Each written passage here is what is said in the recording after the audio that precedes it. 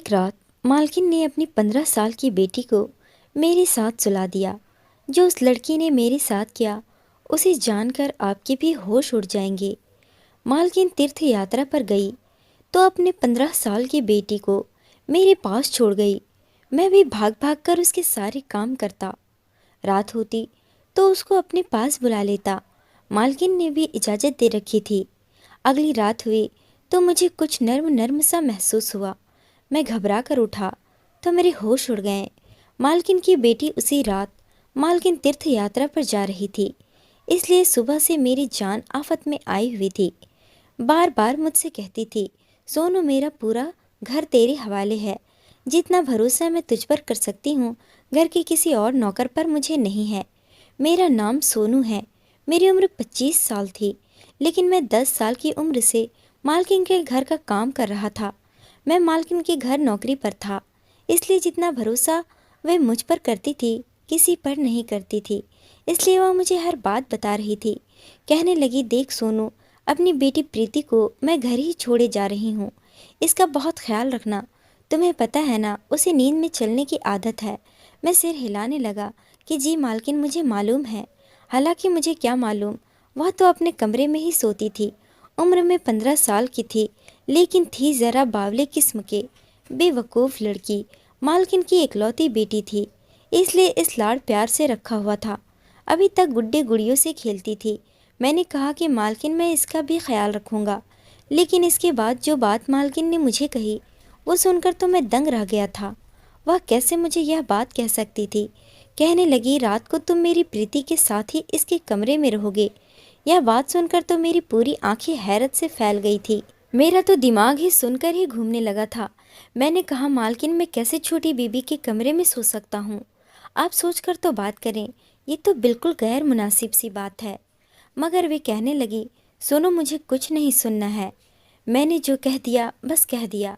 तुम प्रीति के कमरे में ही रहोगे और वहाँ सोओगे। मुझे मालकिन की यह बात किसी भी तौर पर सही नहीं लग रही थी, लेकिन फ़िलहाल मैं उन्हें बार बार इनकार नहीं कर सकता था। लेकिन मैं दिल में यह पक्का इरादा कर चुका था कि मैं प्रीति के कमरे में कभी नहीं सोऊंगा। मेरी मालकिन एक विधवा औरत थी, लेकिन थी बहुत अमीर। मालकिन की बहुत सारी ज़मीन थी, जहाँ से उन्हें खूब पैसा आता था। घर उनका बेहतरीन चल रहा था और उनकी एक ही बेटी थी, जिसे उन्होंने लाड़ों से पाला था। जब मैं मालकिन के घर में काम करने के लिए आया था तो मालिक जिंदा थे। उन्होंने तो मालकिन को फूलों से हल्का रखा था। बहुत प्यार करते थे। वे मालकिन से मोहब्बत से शादी की हुई थी। उन्होंने दोनों ही एक साथ बहुत खुश थे। प्रीति की पैदाइश से चंद महीने पहले मालिक का कार हादसे में देहांत हो गया था। मालकिन सदमे से ही दीवानों जैसी बातें करने लगी थी। कभी कहती कि वे अभी आ जाएंगे, मुझे छोड़कर नहीं जा सकते। मैं उस वक्त मैं 10 साल का था, लेकिन मैं भी मालकिन की ऐसी हालात देखकर फूट फूट कर रोया था, क्योंकि उनका रवैया शुरू से ही मेरे साथ बहुत अच्छा था। वह मेरा भी बड़ा ख्याल रखती थी, इसलिए मुझसे उनका दुख देखा नहीं जाता था। जब प्रीति पैदा हुई तो पहले तो मालकिन बहुत रोई मालिक को याद करके, लेकिन फिर उनका दिल प्रीति के साथ लग गया। मालकिन के माँ बाप ने बहुत चाहा कि मालकिन दूसरी शादी कर ले, लेकिन उन्होंने साफ इनकार कर दिया। कहने लगी कि नहीं, मुझे अपने पति से बहुत मोहब्बत थी और मैं अपनी सारी ज़िंदगी अपने पति के नाम पर गुजार दूंगी। मालकिन ने फिर यही किया। पूरा घर उन्होंने संभाल रखा था। तमाम नौकर को वह देखती थी। 15 साल का वक्त गुजर गया था। मालकिन का सबसे ज़्यादा वफादार और भरोसा करने वाला नौकर मैं था। कारोबार की देख रेख भी मालकिन ने मेरे हवाले कर रखी थी, लेकिन मैं भी नमक का हिसाब चुकाता था। एक एक पाई का हिसाब मालकिन को देता था। इस साल मालकिन के माँ बाप तीर्थ यात्रा पर जा रहे थे, इसलिए मालकिन ने कहा कि वह भी तीर्थ यात्रा पर जाना चाहती है। यह सुनकर पहले तो प्रीति ने हंगामा खड़ा कर दिया था कि वह अकेले यहाँ नहीं रहेगी, लेकिन उसके फाइनल पेपर थे, इसलिए मालकिन कहने लगी कि मैं तुम्हारी पढ़ाई को ख़राब नहीं करना चाहती, इसलिए तुम अगली बार मेरे साथ चले जाना। बड़ी मुश्किल से वो मानी थी, लेकिन जो कुछ मालकिन मुझसे कह रही थी वह बात मुझे सही नहीं लग रही थी। बहरहाल मालकिन मुझे सब कुछ समझा बुझाकर तीर्थ यात्रा पर चली गई और उनके जाते ही मैंने सोफे पर बैठकर सुकून का लंबा गहरा सांस लिया। फिर खाना बनाने वाले को बुलवाया और अपने लिए बढ़िया सी चाय बनवाई। लेकिन मालकिन के होते हुए मैं कभी भी सोफे पर नहीं बैठा था। हालांकि उन्होंने मुझे कभी भी कहीं पर बैठने के लिए मना नहीं किया था, लेकिन मैं मालिक और नौकर का लिहाज हमेशा कायम रखता था। लेकिन अब सोच रहा था कि मालकिन गई है तो कुछ दिन मालिकों वाले ठाठ में भी करके देख लूं। मैंने इस कोन से सांस लिया और मज़े से अपने दोनों टांगे सामने शीशे की टेबल पर रख दी। रिमोट हाथ में पकड़ा और टीवी पर चैनल बदलने लगा। अभी मैं सोच ही रहा था कि कौन सा चैनल देखूं। अभी मैं सही से इस माहौल से रूबरू हुआ भी ना था कि जब कमरे का दरवाज़ा खुला और प्रीति लॉन्च में आई। जब उसने मेरे बैठने के तौर तरीके देखे तो माथे पर बल डालकर बोली, सोनू के बच्चे, तुम्हारी शिकायत माँ के आते ही उन्हें लगाएंगे कि कैसे उनके कीमती टेबल पर तुम पैर पसार करके बैठे थे। ये सुनकर तो मैं हड़बड़ाकर बिल्कुल सीधा होकर बैठ गया। मैंने कहा, छोटी बेबी, ऊपर वाले के लिए मालकिन से मेरी शिकायत ना लगाना। मैंने फ़ौरन से टीवी बंद किया और रिमोट साइड पर रख दिया। प्रीति माथे पर गुस्सा चढ़ाए हुए आराम से आकर सोफे पर बैठ गई और रिमोट भी अपने हाथ में पकड़ लिया। कहने लगी, माँ घर पर नहीं है, इसका मतलब यह ना समझना कि तुम लोगों को मैं सर पर चढ़ाऊंगी। जब तक वह घर पर नहीं है, इस घर की मालकिन मैं हूँ, इसलिए जो मैं कहूँ तुम लोग वही करोगे। मैंने सीने पर हाथ रखा और सिर झुकाया। जी जी क्यों नहीं, छोटी मालकिन जैसा आपका हुक्म। अंदर से मेरा जी तो जल कर रह गया था। मेरी कभी भी मालकिन की बेटी से एक मिनट भी नहीं बनती थी। हर वक्त बचकानी हरकतें करती रहती थी और मैं इसकी हरकतों से परेशान हो जाता था। वह मुझे बाजार के काफ़ी सारे चक्कर लगाती थी। कहती थी कि तुम ही मेरे लिए सामान लाओगे, ड्राइवर नहीं जाएगा, ना ही कोई दूसरा नौकर। मालकिन भी उसे कुछ नहीं कहती थी क्योंकि वह उनकी लाडली बेटी थी। मुझे कह दी थी कि जो छोटी मालकिन कहती है वो कर दो। चाय का कप नौकर लेकर आया तो मुझे ऐसे खड़ा देखकर अजीब सी हंसी हंसा और मुझे कहने लगा, अभी तो बड़ा रौब जमा रहे थे, आ गए ना अपनी औकात में। वापस मैंने उसे घूर कर खा जाने वाली नज़रों से देखा था। उसने चाय का कप टेबल पर रखा। जो चाय मैंने पीनी थी वो चाय बड़े मज़े से प्रीति पी रही थी। मेरा पूरा दिन इधर उधर के कार्यों में ही गुजर गया। जैसे ही रात हुई मैं अपने क्वार्टर में जाने लगा तो प्रीति कहने लगी, तुम कहाँ जा रहे हो सुमित? माँ ने कहा था कि तुम मेरे कमरे में सोओगे। ये सुनकर मुझे मालकिन की बात याद आ गई। मैंने हैरानगी से प्रीति की तरफ देखा। मैंने कहा, छोटी मालकिन, मुझे अपने क्वार्टर के अलावा कहीं नींद नहीं आती। घर में नौकरानी भी मौजूद है, आप उसे अपने साथ सुला लें। कहने लगी, माँ ने कहा था कि तुम सोओगे तो मतलब तुम ही सोओगे। चलो शराफत से आओ मेरे कमरे में और कालीन पर जाकर सो जाओ। मैं कमरे में आते सो गया था, लेकिन मुझे बहुत बेचैनी सी हो गई थी, पर बेड पर जाकर लेट गई थी। उसने लैंप भी बंद कर दिया था। कमरे में इस वक्त खूब अंधेरा था। मेरा दिल बड़ी ज़ोर ज़ोर से धड़क रहा था। भले ही वह 15 साल की थी, लेकिन मैं तो 15 साल का ना था। मुझे किसी की एक बात याद आने लग गई जो मैंने कई बार सुनी थी कि जहाँ एक मर्द और एक औरत हो तो वहाँ तीसरा शैतान होता है। पता नहीं मालकिन ने ऐसा क्यों कहा कि मैं उनकी बेटी के कमरे में अकेला रहूं। उनको चाहिए था कि वे नौकरानी को प्रीति के साथ सुलाती। कमरे में हल्की सी रोशनी थी।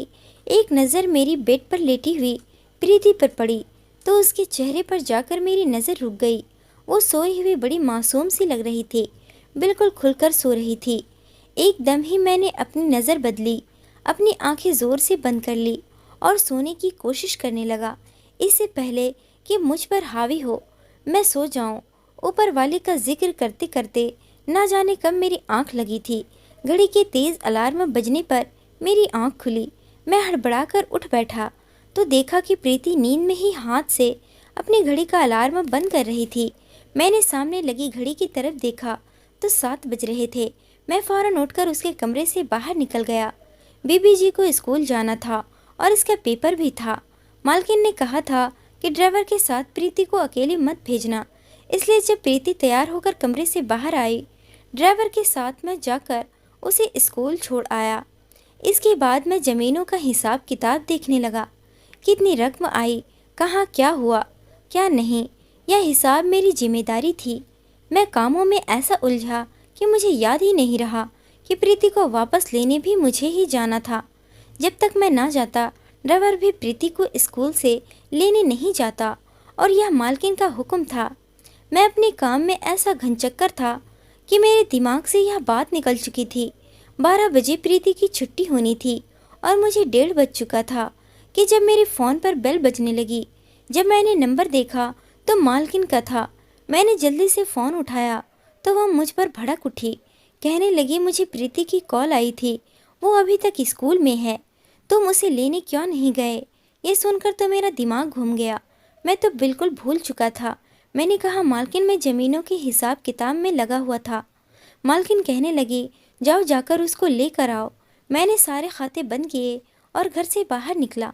सामने ड्राइवर को मैंने कहा जाने वाले नज़रों से देखा था।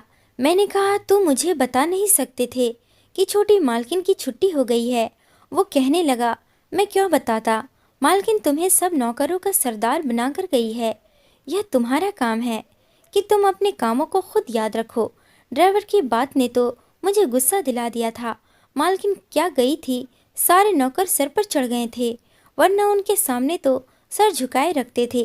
खैर, मैं फटाफट से ड्राइवर के साथ बैठा और जब स्कूल पहुंचा तो पूरा का पूरा स्कूल खाली हो चुका था। सिर्फ प्रीति ही थी। स्कूल का चौकीदार मुझे देखकर बोला, इतने लेट क्यों आए हो? वो गुस्से से लाल पीली होती हुई गाड़ी में बैठ गई। जितनी देर में घर नहीं पहुंचा, वो मुझे बस बातें ही सुनाती रही। कहने लगी, माँ को आने दो, तुम्हारे कान के नीचे ना जमाऊं तो फिर मुझसे कहना। मेरा कसूर था, इसलिए मैं चुपचाप उसकी सारी बातें सुनता रहा। घर पहुंचते ही खाना बनाने वाले ने भी खाना तैयार नहीं किया हुआ था। नौकरानी ने भी घर की सफाई ठीक से नहीं की थी, बस अपनी बातों में बिजी थी। यह देखकर तो मेरा सिर चकराने लगा था। मालकिन के बगैर तो पूरा घर ही उल्टा पड़ने लगा था। मैं उन्हें कुछ कहता तो सब कहते कि तुम भी हमारी तरह नौकर हो, ज़्यादा हमारे सर पर सवार मत हो। मैं तो मालकिन के बिना बौखला कर रह गया था। मैंने नौकरानी से ठीक से सफाई करने को कहा। अपनी निगरानी में पूरे घर को साफ सुथरा करवा कर रात को मैं थक चुका था। जब मैं प्रीति के कमरे में गया तो वह ऊंची आवाज़ में अपना स्कूल का काम याद कर रही थी। मैं लॉन्च में जाकर सो गया क्योंकि दिन भर का थका हुआ था। रात को मुझे लगा जैसे मैं कहीं और मौजूद हूँ। किसी के कदमों की छाप मुझे सुनाई दी। मैंने आंखें खोलकर देखा तो मुझे लगा जैसे कि वो कोई आदमी प्रीति के कमरे के बाहर खड़ा हो और कमरे की खिड़की से अंदर झांकने की कोशिश कर रहा हो। मैंने तेज आवाज़ में कहा, कौन है वहाँ? तो फौरन से कोई किचन की तरफ भागता हुआ चला गया। मैं एकदम उठा, किचन की तरफ भागा, लेकिन इस वक्त किचन बिल्कुल खाली नज़र आ रही थी। मैंने लाइट जलाई, वहाँ कोई नहीं था। दरवाज़ा किचन का बाहर की तरफ भी खुलता था। जब मैंने वहाँ देखा तो उसकी कुंडी खुली हुई थी। जब वहीं से बाहर निकला, बाहर भी सन्नाटा था। मैंने किचन के दरवाजे को अंदर की तरफ से कुंडी लगाई और वापस लॉन्च में आकर लेट गया। सोचने लगा कि कौन आदमी था जो रात के वक्त अंदर आया था। ना जाने मुझे क्या सूझी, मैं प्रीति के कमरे में चला गया। प्रीति बेड पर सोई हुई थी। मैं जाकर कालीन पर लेट गया। रात को जैसे ही कुत्ते की आवाज़ें आने लगी तो परेशानी में प्रीति डर रही थी। कहने लगी, माँ मुझे डर लग रहा है, ये कुत्ते मुझे खा जाएंगे। माँ मेरा हाथ पकड़ लो। वह बैग में अपना हाथ मार रही थी। नींद में शायद वह मालकिन को ढूंढ रही थी। मुझे समझ नहीं आ रहा था कि ऐसे मौके पर मुझे क्या करना चाहिए। खैर, मैं उठा और अपना हाथ प्रीति के हाथ में दे दिया। मेरा हाथ पकड़कर वह फिर से गहरी नींद में सो गई थी। काफ़ी देर मैं खड़ा इंतज़ार करता रहा कि वो कब गहरी नींद में जाए और मैं अपना हाथ उसे छुड़वाऊँ। जब वह गहरी नींद में सो गई तो मैंने धीरे से अपना हाथ उसके हाथ से अलग किया और दोबारा कालीन पर जाकर लेट गया। इसके बाद मैं प्रीति के कमरे में ही सोने लगा था। एक नौकर ने दूध की खीर बनाई तो कहने लगा कि तुम भी पी लो, बड़ी सुकून की नींद आएगी। मैंने भी वो खीर पी ली और रात को प्रीति के कमरे में चला गया। इस रात वाकई मुझे बड़ी गहरी नींद आई थी। मैं सो गया तो सुबह ही मेरी आँख खुली। जब मैंने देखा तो बेड खाली था। इस वक्त सुबह के 6 बजे थे।